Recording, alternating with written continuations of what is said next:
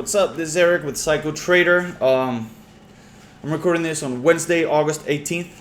So, anyway, off the bat, today was a better day for a couple of individual names and for trading than yesterday. Yesterday was really choppy, and we have some nice follow through today. So I'm looking at PMCB, for example. I would say this was the stock for today. Yesterday we had VRPX, which is this one. Huge run here, going from like $4 to 13, and then hitting a 19 in after hours, and then hitting 40, almost $40 this morning. So amazing. And yeah, as expected, after such a big run like this, you would expect some profit taking, and that's exactly what we had. And the stock sort of, went down a little bit towards the day. And yeah, so today we had PMCB being the really good candidate for the day. Tiny float, traded 222 million in volume.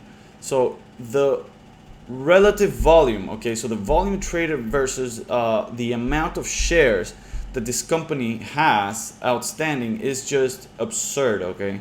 It's just an absurd ratio. So 1.6 million shares in the structure versus a volume of 220 million, okay? So that's pretty intense. And then the results, you can see them right here. The stock ran from $5 or $6 at open, from $3 at yesterday's close, and then it sort of ran up, and now it's continuing to run up here after hours currently. So closed the day at 984, around there, and it just hit 1130, and it's sort of still trading, trending to the upside. Okay, so very impressive, very strong chart for today. And a lot of it has to do with the relationship between the volume that is being traded and the amount of shares that it has. Okay, so I mean, it's not to say that just because the volume and the shares are what they are, it's causing this movement, but it's the fact that a lot of this volume is buying pressure. Okay, and then when you have such a small float, and that buying pressure has to do with the press release that was released this morning. But anyway, yeah, so when you have that buying pressure, such a tiny float, such big relative volume, you will have these huge moves like this.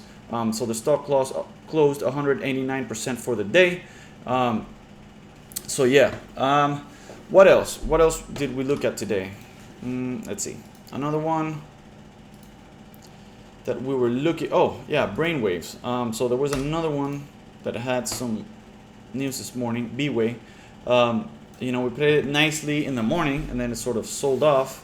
Here you go, blasted out the gate also from $8 all the way to a high of $10.40 before completely collapsing and just selling off all the way down, not collapsing, but just selling off all the way down to $8.40, and sort of had this big green candle here, and sort of holding that level now here after hours. But yeah, so brainwaves, the PMCB. Let me just show you something real quick. So PMCB, it had news this morning. That was my first tweet for the day, actually, at 8:28, so before the market opened. And yeah, I just want to bring your attention here to something that really caught my eye. So we believe, being a NASDAQ listed sorry, I'm just trying to find it. They made some reference to the fact that they believe that such a tiny flow would be appealable to investors in the NASDAQ. Okay, so, or investors who buy and sell companies on the NASDAQ. Here you go. So it's valid to so this funding. Okay, so they raised $15 million. Okay, so that's already something positive. Okay, so we're talking about a PR that reflects actual money coming into the company, and then they made this remark. We were because of the company's restructuring, we were able to accomplish a significant capital raise while maintaining an extremely low float, okay? And traders love low floats, they love nice PRs, especially the ones that are bringing money to the company. So, you know, there's definitely an investor market for this type of PR, and just given the share structure and the volume that it was trading pre-market, it was a perfect recipe for this to do exactly what it did, which is run 190% from yesterday's close. Okay. Yeah, so here, I mean, I made another, I alluded to it, 1.6 million shares, already traded 35 million, and it was very early in the morning, so 8:41, so about 11 minutes after the market opened, already 35 million shares had been traded. So, you know, that's the sort of things that as traders, you know, we're chasing momentum, we're chasing volume, and that's the sort of things we're looking at, you know. And then you really compare that volume, that share structure, to the types of PR that we're having. You sort of monitor it, you know. If the volume is there, the price is holding up, you know, you can go ahead and trade accordingly. So that's really what I was looking for. That's what drew my attention to this stock, and yeah, the thing just shut up. Okay. Another one was Brainwaves, BWAY. Let me try and look for it. I think I tweeted about it, definitely. All right, so Brainwaves, yeah, there you go. Okay, so here we go. First tweet. Interesting name for today. Nothing too crazy, but worth watching. And then, you know, second update. There you go. Through VWAP in a nice way. So in a very nice, solid green candle. So it wasn't like choppy around it. You know, it just sort of broke through. Okay, so this is something that we like to see. And there you go. If 955 reclaimed, next target 10 to next target 1025. Keep an eye on volume. Always, guys. Always we're looking at volume. As traders, scalpers, day traders, we're looking at volume. We're interested in the volume. And there you go. Exactly. Boom. Touch 1025. Unfortunately, it was not able to go through and hold, but instead it's sort of sold off here. But that's fine, you know. As traders, you know, you have your targets, and as soon as you're hitting your targets, you're selling into those targets, locking in your profits, and then, you know, managing your downside. So even if this fall down, this little run here would have allowed for some nice opportunities. Okay. Yeah. Oh, another one that traded really nicely today was Lowe's. They had earnings this morning. Look at this. It was up 10% for the day. Okay, so 10% up for the day on a company like this, you know, a big company like this. Yeah, that's a lot, guys. Here we can see the daily chart, and it's funny because yesterday, so of course everybody knew this had earnings this morning, but it's funny that yesterday, you know, it's selling off. Look at this huge red candle, like a complete outlier from the, you know, previous or recent trading ranges. Just a huge red candle into the 200 MA, and it just goes to show you, you know, as if somebody knew something, you know, or if like the market was predicting sort of that the earnings were not going to be good, you know. And then look at this, you know, huge green candle. So from a closing of 182 yesterday to a closing of, let's say, 200 today. It just goes to show, you know, earnings are really a gamble. Nobody knows what's going to happen, and they really could go either way. It could fall on good earnings. It could rise on bad earnings. It could do whatever, you know. Really, there's no way to predict these things, okay? So, yeah, then what else? What else was interesting? Also, SGOC had a little squeeze. It halted here. I tweeted about it when it was here. We know that SGOC was a former runner, so you can see it here. Back in July 9th and July 12th, it had a huge run going from, you know, $267 to $30. So we know the stock can move if volume gets behind it. Sorry. And yeah, so when we saw this halt here to the upside, it was immediately a sign that, hey, you know, I want to take a look at this and see where it's going to go once it unhalts. And here you can see what happened. Okay, it just unhalted and then it just beast. It went like a beast from 540 to 824. Okay, huge run, huge run. Big pullback and then big run up again. So huge volatility on this name today. And yeah, another one that I was looking at was MRNS. We saw this yesterday when we were doing the recap. We saw it moving after hours, remember, and it had some news, I think. Yeah. Oh yeah, it got the orphan drug designation, and they showed some positive phase 2 results. And then this morning, Truist Security adjusted its price target to 40 from 35. Okay, so that's super bullish. The stock is at $11.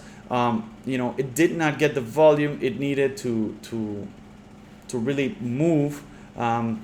It did trade higher than normal volume. It did, but I guess, you know, still a lot of selling pressure. And even though the volume was higher than normal, it was unable to you know, really go for a run.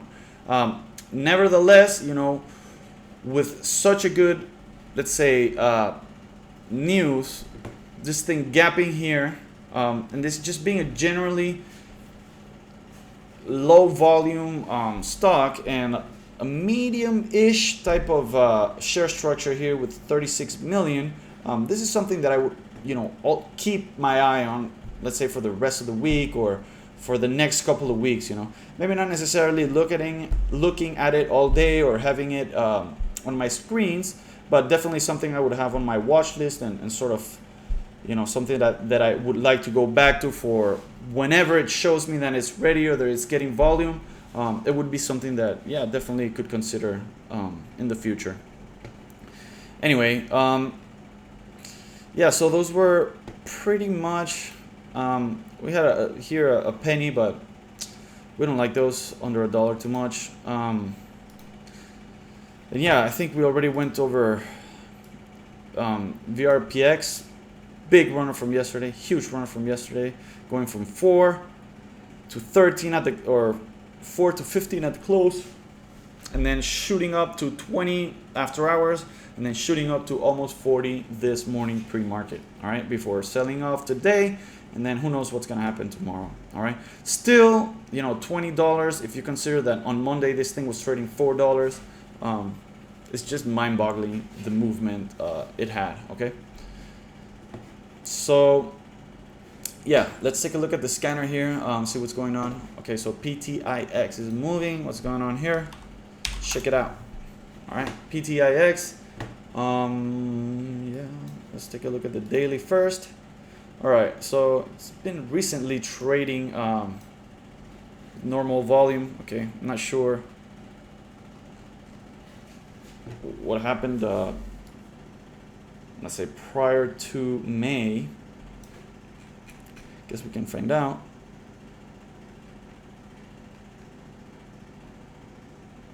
Okay, so S35 for 100 MIG securities shelf offering. Okay, yeah, so they did a big offering on June 4th.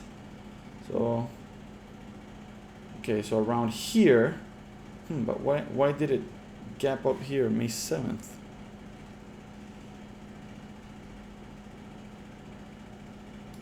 Oh, here we go.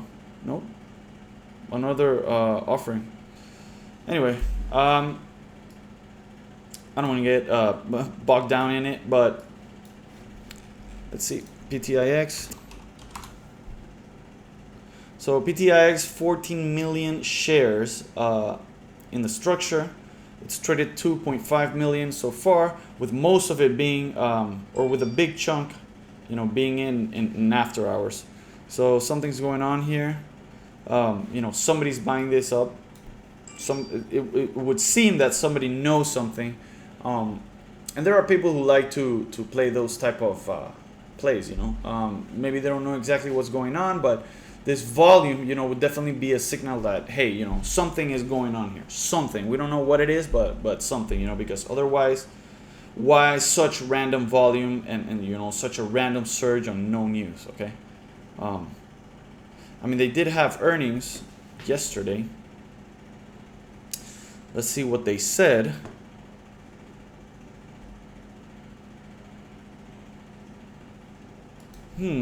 So they did have a loss. 11 million cash in hand. That's not a lot. Yeah, not sure what's going on here, guys. Why it would be up so much. Let's see, DLO, another one that is moving. 50 say. Let's see. What is DLO anyway? DLocal. Uruguay-based company. Wow. Okay. Payment. The company offers a payment platform from emerging markets. Very interesting. The company's key verticals include retail, streaming, ride-hailing, financial institutions, advertisement, software as a service, travel, e-learning, and gaming. Wow. Okay, so that's a lot of keywords right there. This is interesting. Okay, so this is an interesting sort of story here. You know, I would definitely, once I'm done with this video, I'm definitely gonna, you know, take a little bit of a deeper dive into it, because yeah, I mean, all those industries that this is involved in, as per, you know, the description in Thinkorswim's Analyze tab, it's very interesting. Very interesting. Let's look at the charts here. Okay, so this is a new IPO from June.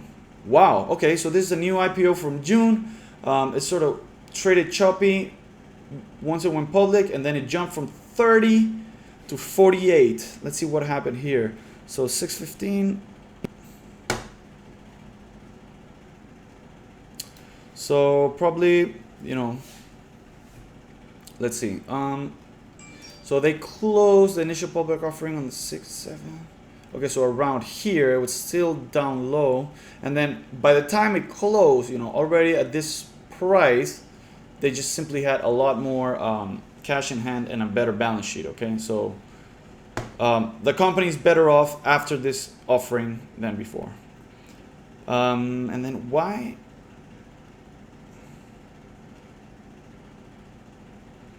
Oh, this is why.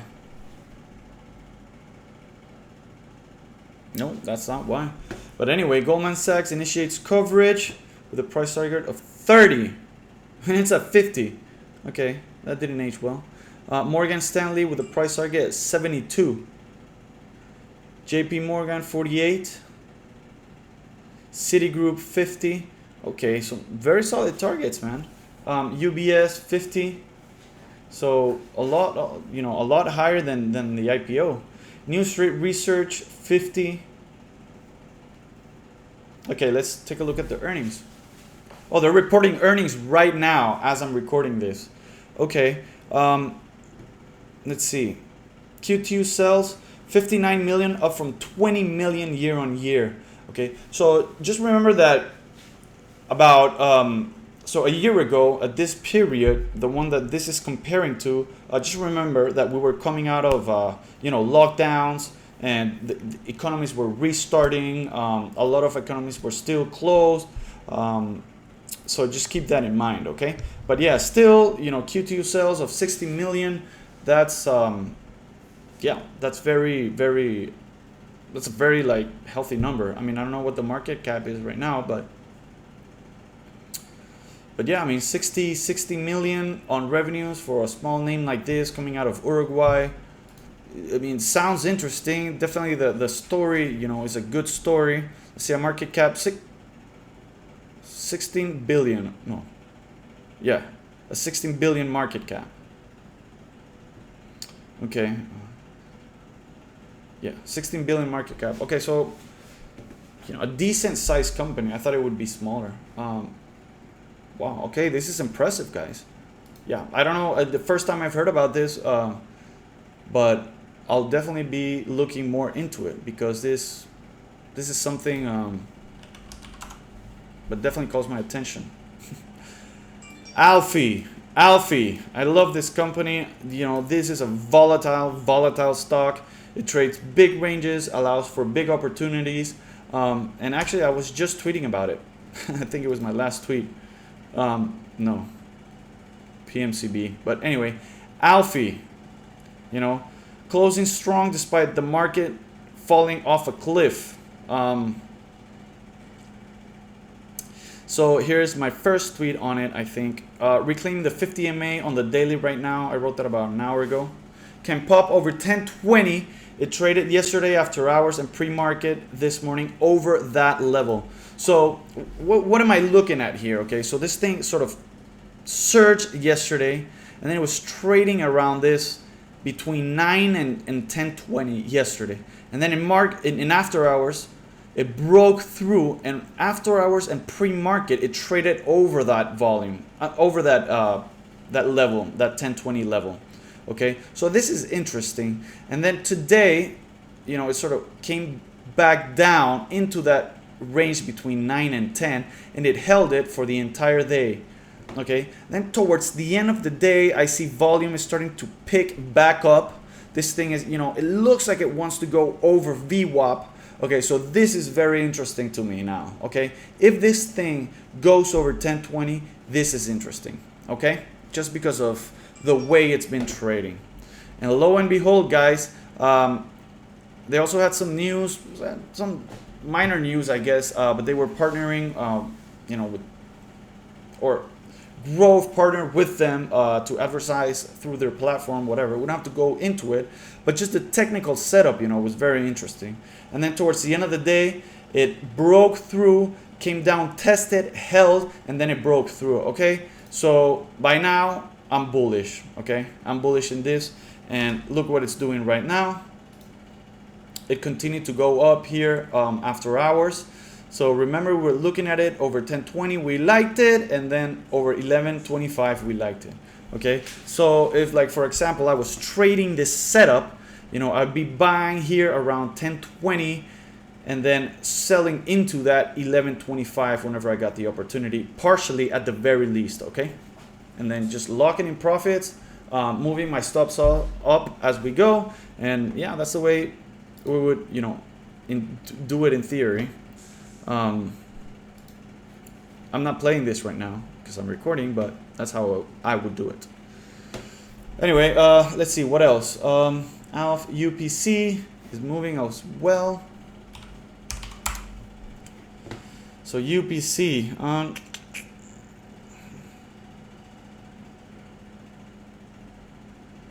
Yeah, so no news. Hit new low, probably, yeah, bottomed out chart. Wow. So new IPO came out, hit a high of almost $12 and then completely collapsed into $2. All right, and then today had a little bit of a surge here. Let's see how much volume. 85,000. Yeah, that's nothing. So, yeah. Let me just check the share structure real quick. 21 million. Yeah.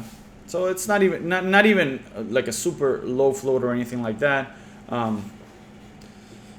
The chart is interesting though. You know, with such a big sell-off, you know, as it goes down and as you reach like these bottomed out levels, you know, where the chart just like looks like it's completely on the floor, you know, by that time, guys, like just think about like the investor's behavior. Okay, so when it's down here, you know, not a lot of people are selling. Okay, and so if there is any event, any press release or anything like that that is positive, you know, any volume that can come in is going to be buying volume. Okay, and it can really move these stocks when they're bottomed out like this. Okay, and here was a big example. So not huge volume. Let's see how much. So that was on July 22nd, and it traded 13 million volume on a stock with 21 million shares in its structure. Okay, so that's not huge, but given that it's so bottomed out, you know, that little bit of pressure, you know, caused a big spike going from 261 to a high of 411. And when you look at that in percentage terms, 260, let's say 411 to 260 to 411, let's see how much that is. 411 Yeah, so that's a 58% return, okay, or a 58% run. And then if you count into the open of the next day, yeah, that's 100%, or almost 100% run in 2 days with that little bit of little spike, okay.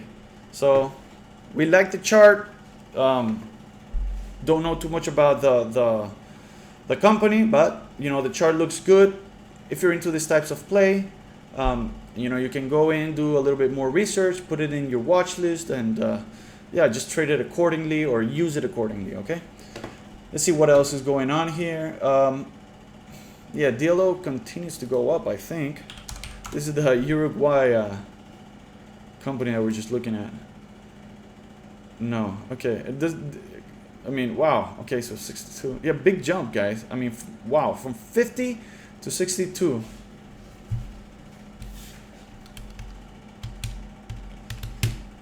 That's a 25% jump. That's pretty cool. Okay, so let's see if there's anything else interesting here. Let's try and search through volume. Let's see. Alpha is looking good, guys. I'm liking this. It's trading a lot of volume. 851,000 here in after hours.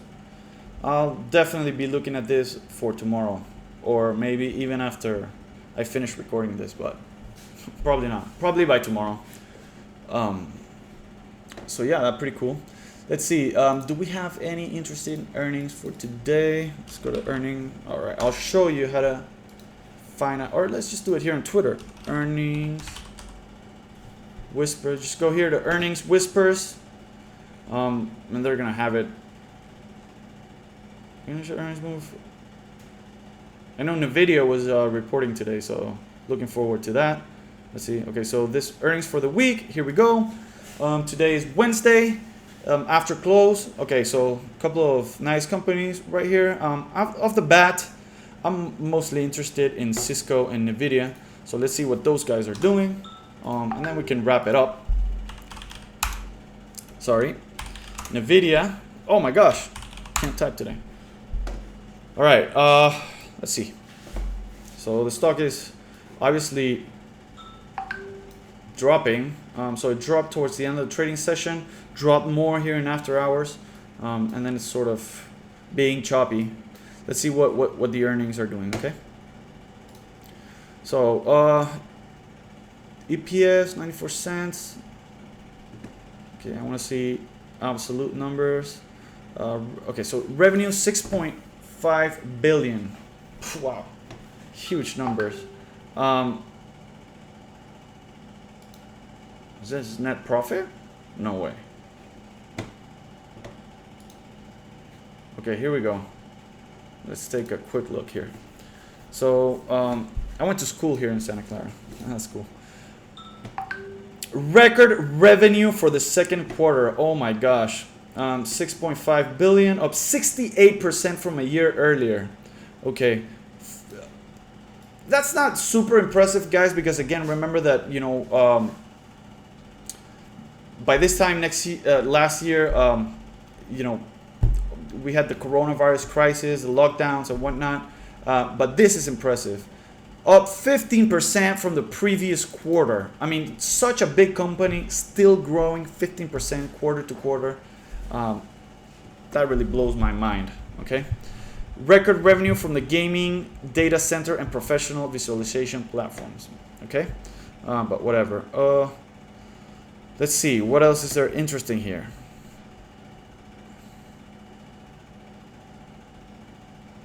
Wow, okay, so they paid dividends next quarterly on September 23rd. So if you hold Nvidia by September 1st, on September 23rd, you're gonna get paid 4 cents per share. All right, so that's pretty cool. Let's see. Oh my gosh, yeah, so the 2.3 was net income. That's huge margin. That's a huge margin. I'm impressed. That's crazy. Wow. Those are big numbers, guys. Okay. Wow. Yeah, so estimates were 6.33 and they beat to 6.5. Raised revenue for Q3. So they expect, let's say, yeah, an increase, let's say 6.5 to 0.3, an increase of, so they're forecasting an increase of 5% quarter on quarter. All right, so we just saw that they grew 15% quarter on quarter, and now they're putting their guidance to a 5% growth Q on Q, okay? So yeah, pretty impressive. NVIDIA beats on top and bottom line, but still dips. I guess that's the market we're in, guys. Again, you know, we're just talking about earnings being a gamble. And yeah, this is a perfect example. You know, this thing should be rocketing up, and it's not. So yeah, just goes to show, you know, there's a lot of factors that go into moving a stock price. You know, not just the performance of the company, you know, the technicals, you know, what the market makers are doing, what the analysts are saying, just, you know, what the overall sentiment, what the story is behind, and then also, you know, when they come out with the earnings reports and they do these earnings calls, the story that you know, management or the company is able to tell, you know, has a big impact. I would say, you know, at least as much of an impact as the actual numbers, okay, in terms of how it affects the stock price, okay. Overall, I would say, you know, long term, you know, it always sort of goes back to the numbers, but short term price movements, you know, are influenced in a big way by, you know, the story, you know, or the qualitative approach to the earning, or not approach, to the qualitative, let's say, aspect of the earnings, sometimes even more than the quantitative aspect. Okay, so let's say Cisco, let's just take a look at that quickly. Okay, let's say, so profit and revenue beat projections again. Wow. Okay, so Q4 sales earnings edge above Wall Street estimates. I mean, we're not going to go too much into it, but they're telling us beat on top and bottom line revenue, and still the stock drops. Okay, surprising? No. Did I expect it? No. But surprised? No. Again, this is just the market that we're in right now. Okay. Nevertheless, you know, this is interesting information. As shareholders, you know, you take this with a grain of salt in terms of, you know, the stock price reaction. And, you know, if this is a company that you like, you see the earnings, you like the results, it's a company that you like, you know, this would be a sort of opportunity. Maybe not Cisco, because it's not even at the 50 MA, but let's look at it. NVIDIA, I think it dropped more. Yeah, so like, for example, this would be a buying point here, in my opinion, you know, at the 50 MA. It would be conservative just because it's so high, but, you know, a drop in price with such good earnings, and you're an investor, you like the company, this is something that might interest you. Anyway, let's see if there's something else going on here. No, I don't see anything else too interesting. But yeah, guys, so I think in a nutshell, we can wrap it up there. And I hope this was helpful. You know, as always, feel free to let us know if you have any questions. Let us know if you want us to look at, you know, a particular chart when we're doing these recaps, and we're happy to oblige. Yeah, and I guess I'll see you tomorrow, guys. Cheers. Talk to you later.